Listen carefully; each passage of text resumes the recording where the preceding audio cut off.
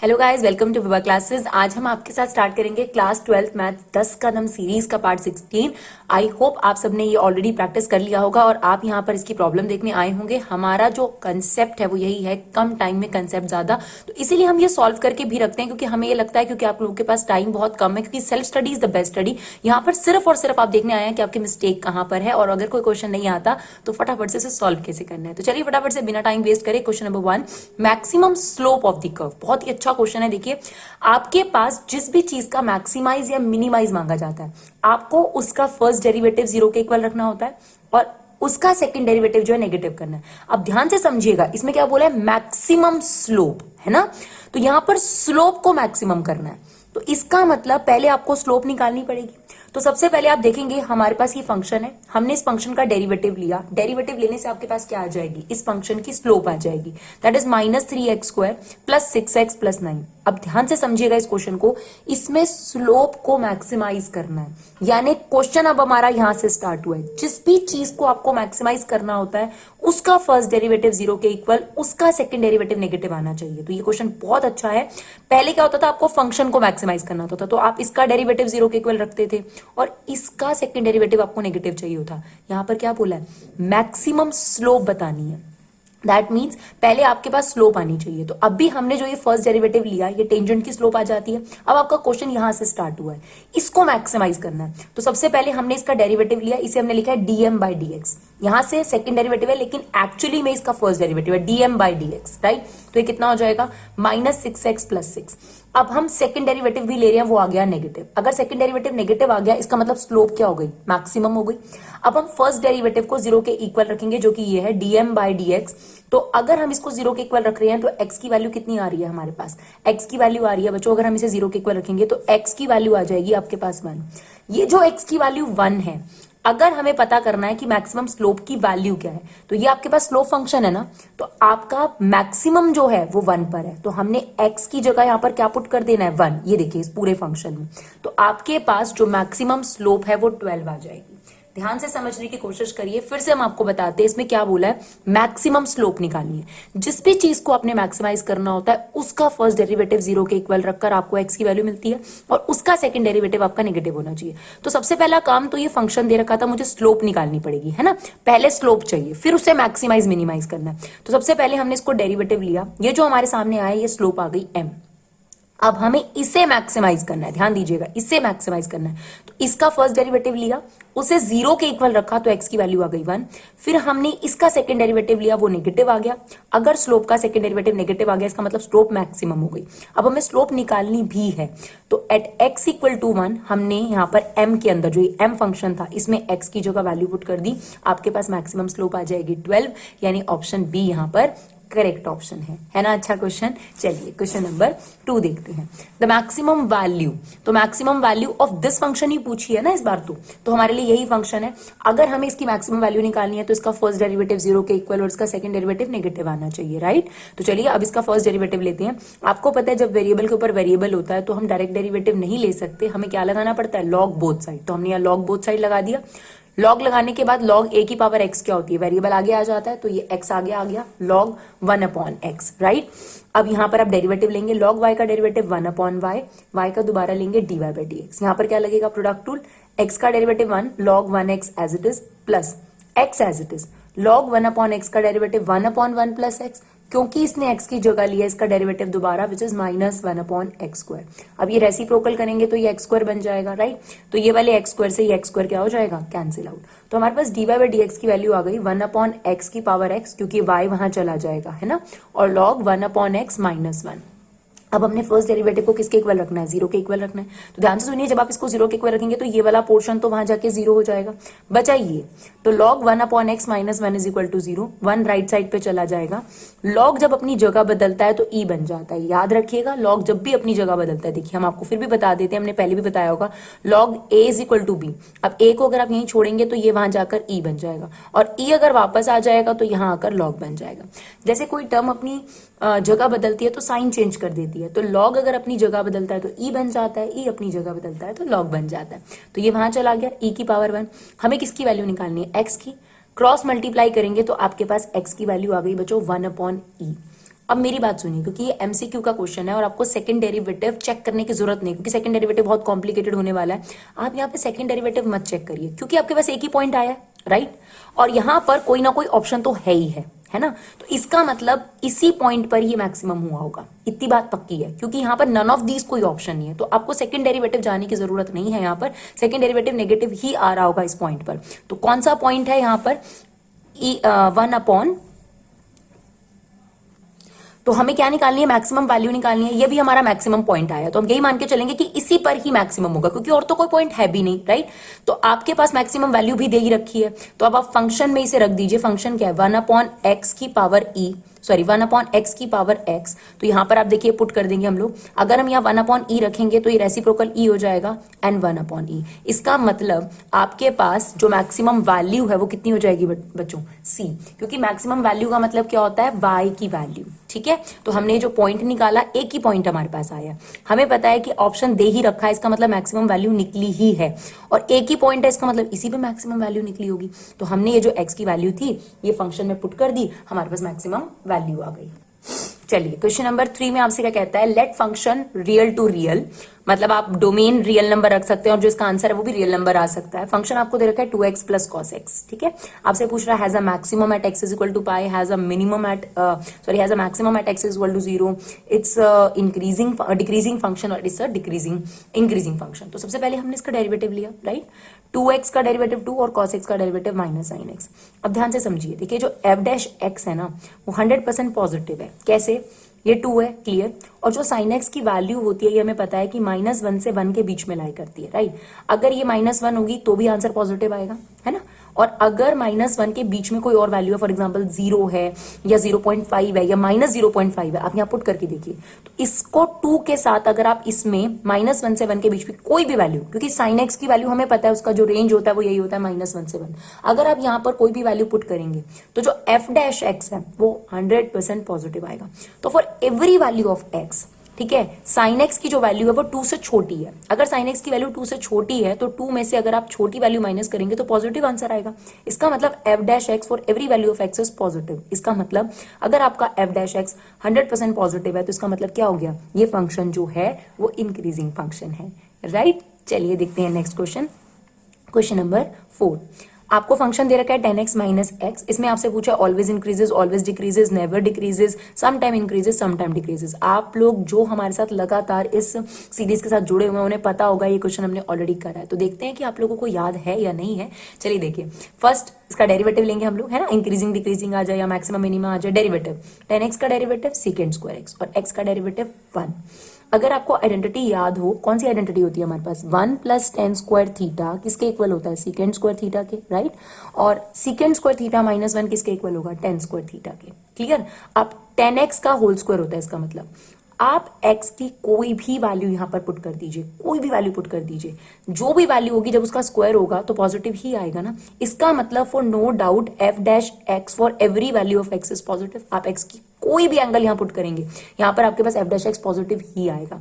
तो कहना इसे कि ऑलवेज इंक्रीजेस होगा, बिल्कुल। तो आई होप दोनों क्वेश्चन आपने सिमिलर से देखे कि जब आपके पास f' आ जाए और आपके पास इंक्रीजिंग डिक्रीजिंग का ऑप्शन दे रखा हो तो पहले आप ये चेक कर लो कि वो ऑलवेज इंक्रीजेस या ऑलवेज डिक्रीजेस तो नहीं है, फिर हम बात करेंगे बाकी चीजों की, राइट। तो ये भी ऑलवेज इंक्रीजेस था, ऊपर वाला भी ऑलवेज इंक्रीजिंग था। चलिए देखते हैं next question, question number 5। If the curve ay plus x square is equal to 7 and x cube is equal to y cut orthogonally at 1,1 then value of a।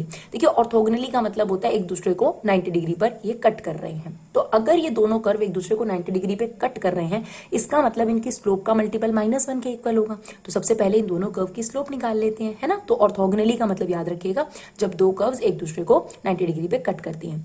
तो हमने इसका डेरिवेटिव लिया, a constant as it is, y का derivative dy by dx, this is 2x और constant का derivative derivative 0, 2x वहां चला जाएगा, -2x, a इसके अपॉन में आ जाएगा, तो dy बाई dx की वैल्यू आ गई। अब हमें दे रखा है ना पॉइंट ऑफ कॉन्टैक्ट क्या है 1, 1, तो हमने x की वैल्यू 1 रख दी, y तो है ही नहीं खैर, तो -2/a, ये आ गई आपके पास स्लोप 1, कर्व 1 की स्लोप आ गई। सिमिलरली हम सेकंड डेरिवेटिव लेंगे, सॉरी सेकंड जो कर्व है उसका डेरिवेटिव लेंगे, तो ये आ गया 3x², और हमें यहाँ पर भी पॉइंट ऑफ कॉन्टैक्ट दे रखा है 1, 1, तो x की वैल्यू 1 रख दी, तो हमारी सेकंड स्लोप आ गई, m2 स्लोप आ गई हमारे पास 3। अब क्योंकि हमें दे रखा है दोनों कर्व ऑर्थोगोनली कट कर रहे हैं, तो इन दोनों की स्लोप का मल्टीपल -1 होगा, तो यहाँ पर आ गया -2/a into 3 is equal to -1। तो आप इसे सॉल्व करेंगे तो a की वैल्यू कितनी आ जाएगी आपके पास 6 आ जाएगी, राइट। चलिए देखते हैं next question. The curve x is equal to 1/5 has 0,0, कैसा होगा? ये वर्टिकल टेंजेंट बनाएगा, हॉरिजॉन्टल टेंजेंट बनाएगा, ऑब्लिक टेंजेंट बनाएगा, या कोई भी टेंजेंट नहीं बनाएगा? तो भाई टेंजेंट की इक्वेशन पता करने के लिए तो सबसे पहले हमें स्लोप निकालनी पड़ेगी। पॉइंट ऑफ कॉन्टैक्ट तो हमें 0,0 ऑलरेडी दे ही रखा है, तो कर्व है, स्लोप बड़े आराम से निकल जाएगी, dy बाई dx। x की पावर n का डेरिवेटिव क्या होता है? n आगे आ जाएगा 1/5, और x की पावर कितनी हो जाएगी 1/5 -1, तो 1/5 -1 करेंगे तो -4/5, राइट। जब भी आपकी स्लोप निकलती है बच्चों, ये बात हम बार बार बताते आए हैं कि स्लोप को आपने पॉइंट ऑफ कॉन्टैक्ट जरूर पुट करना है, और स्लोप को कोशिश ये करनी कि न्यूमेरिकली निकाला जाए। तो हमें पॉइंट ऑफ कॉन्टैक्ट क्या दे रखा है 0,0, यानी x की वैल्यू 0 है और y की वैल्यू 0 है, तो हमने यहाँ x की वैल्यू 0 रख दी। 0 की पावर अगर आप नेगेटिव करेंगे, ध्यान से सुनिएगा, यही इस क्वेश्चन की सबसे खास बात है। 1/0, 1/0 क्या होता है बच्चों? इन्फिनिटी। इन्फिनिटी को 1/5 से मल्टीप्लाई करेंगे तो क्या आएगा? इन्फिनिटी आएगी। यहाँ पर 0 मत लिखिएगा स्लोप, अगर आप 0 लिखेंगे तो आपका आंसर गलत हो जाएगा। तो 0 की पावर नेगेटिव है। 0 की पावर नेगेटिव का मतलब क्या होता है? किसी की भी पावर नेगेटिव का मतलब होता है उसका रेसिप्रोकल कर देंगे। अब आप कह सकते हैं 0 की पावर कुछ भी हो, 0 होता है ना, 1/0 इज नॉट डिफाइंड। और इन्फिनिटी को आप किसी भी नंबर से इंटू करते हैं तो इन्फिनिटी, यही वो मेन पॉइंट है जिसकी वजह से हमने इस क्वेश्चन को पिक किया है, राइट। तो आपके पास स्लोप आ गई इन्फिनिटी, जिसे हम जनरली इन्फिनिटी ना लिखकर 1/0 ही लिखना पसंद करते हैं, राइट। अब हमें टेंजेंट की इक्वेशन बतानी है, तो टेंजेंट की इक्वेशन होती है y minus y1 is equal to mx minus x1। Now y1 x1 तो आपके पास ये रहे, और स्लोप क्या है 1/0, तो y माइनस y1 1/0 स्लोप है x माइनस x1, ये वहां जाके टकराएगा तो ये 0 हो जाएगा आपके पास, तो ये 0, x minus 0 is equal to 0, यानी x इज इक्वल टू 0। अगर x इज इक्वल टू 0 है, अगर आप लोगों को पता हो तो x is equal to 0 is the equation of y axis. तो बेसिकली ये y एक्सिस है, y एक्सिस है तो इसका मतलब वर्टिकल ही आपके पास टेंजेंट बन रहा है, यानी ऑप्शन यहाँ पर ए करेक्ट है, वर्टिकल टेंजेंट, राइट। चलिए देखते हैं question number 7। The slope of the normal to the following curve, तो आपको स्लोप ऑफ नॉर्मल बतानी है, तो पहले टेंजेंट की स्लोप निकालेंगे, फिर नॉर्मल की स्लोप निकाल देंगे। तो सबसे पहले तो ये देखिए पेरीमेट्रिक कर्व आपको दे रखा है, और ये दे रखा है कि x की वैल्यू π/4 पुट करनी है। तो ठीक है, साइन स्क्वायर x को आप क्या लिखेंगे, है ना, क्या लिख सकते हैं? साइन x का होल स्क्वायर। तो अब इसका डेरिवेटिव कैसे लेते हैं? x की पावर n की तरह 2 आगे आ जाएगा, ठीक है, साइन x की पावर 1। फिर क्योंकि x ने साइन x की जगह ली है, तो साइन x का डेरिवेटिव दोबारा लिया cos x। अब हमें क्या करना है? x की वैल्यू π/4 पुट करनी है, क्योंकि स्लोप को कांस्टेंट में ही कोशिश करनी चाहिए निकालने की। तो अगर आप यहाँ π/4 पुट करोगे, साइन 45 डिग्री कितना होता है 1/√2, cos 45 डिग्री कितना होता है, दैट इज ऑल्सो 1/√2। अब देखिए √2 इंटू √2 कितना होगा 2, तो ये वाला 2 और ये वाला 2 कट जाएगा, यानी आपके पास टेंजेंट की स्लोप कितनी आ गई 1। लेकिन आपसे क्या स्लोप पूछी है? नॉर्मल की, तो इसका रेसिप्रोकल और साइन चेंज, यानी -1 is the slope of normal, यानी option B is the correct option, right. चलिए देखिए क्वेश्चन नंबर 8। आपके पास इक्वेशन दे रखी है, is a normal to the curve, मतलब ये जो इक्वेशन है ये नॉर्मल की इक्वेशन है, और ये कर्व है, और पॉइंट ऑफ कांटेक्ट भी गिवन है 2,3। आपसे कहता है अल्फा प्लस बीटा की वैल्यू निकालिए। तो चलिए सबसे पहले काम करते हैं, हमें क्योंकि नॉर्मल की इक्वेशन दे रखी है तो हम नॉर्मल की स्लोप निकाल सकते हैं, ठीक है। तो हमने नॉर्मल की स्लोप निकाली। किसी भी लाइन से स्लोप निकालने का फॉर्मूला क्या होता है? -a/b। कोई भी इक्वेशन इस फॉर्म में होती है, स्टैंडर्ड फॉर्म, ठीक है जी। तो x के आगे जो है वो a है, दैट इज 1, b कितना हो जाएगा? a की वैल्यू 1, b की वैल्यू 4, और c अगर राइट साइड से लेफ्ट साइड पे लेंगे तो -14। तो हमें फिलहाल a और b चाहिए, तो -a/b, यानी स्लोप ऑफ नॉर्मल कितनी आ गई? -1/4। क्लियर। अब हम कर्व का डेरिवेटिव लेकर कर्व से टेंजेंट की स्लोप निकालेंगे। तो चलिए, y² का derivative 2y dy by dx, alpha as it is x³ का डेरिवेटिव 3x², राइट। और बीटा का डेरिवेटिव 0, क्योंकि alpha beta is constant. Ma'am आपको कैसे पता चला? बच्चों देखो, अगर आपको dy/dx निकालना है तो y और x के अलावा जो भी आपको सिंबॉलिक फॉर्म नजर आ रही है वो सब कांस्टेंट है, राइट। अब हमने dy/dx निकाला, इसको यहाँ ले गए। अब हमें पॉइंट ऑफ कॉन्टैक्ट ऑलरेडी दे रखा है 2,3। तो मैंने आपको अभी भी पहले भी बताया कि स्लोप को कभी भी वेरिएबल में नहीं छोड़ते। तो x की जगह 2 पुट कर दीजिए और y की जगह 3 पुट कर दीजिए। तो सिंप्लीफाई करके हमारे पास स्लोप आ रही है 2α। Now this is a slope of tangent, है ना, और this is the slope of normal. तो या तो इसको नॉर्मल की स्लोप, टेंजेंट की स्लोप बना दो, या इसको नॉर्मल की बना दो। तो हमने क्या किया, ये टेंजेंट की स्लोप है, इसको भी टेंजेंट की स्लोप बना दिया। कैसे? इसका रेसिप्रोकल और साइन चेंज। तो -1/4 का रेसिप्रोकल करोगे 4 और उसका साइन चेंज करोगे तो +4। तो जब आपने 4 निकाला तो वो किसकी स्लोप आ गई? टेंजेंट की। ये भी टेंजेंट की स्लोप है, 4 भी टेंजेंट की स्लोप है। अगर हम टेंजेंट की स्लोप की बात करें तो इन दोनों को हमने क्या कर दिया? इक्वेट, यानी 2α = 4 देन α = 2। हमें तो अल्फा प्लस बीटा निकालना है। अब आपकी अल्फा की वैल्यू आ गई।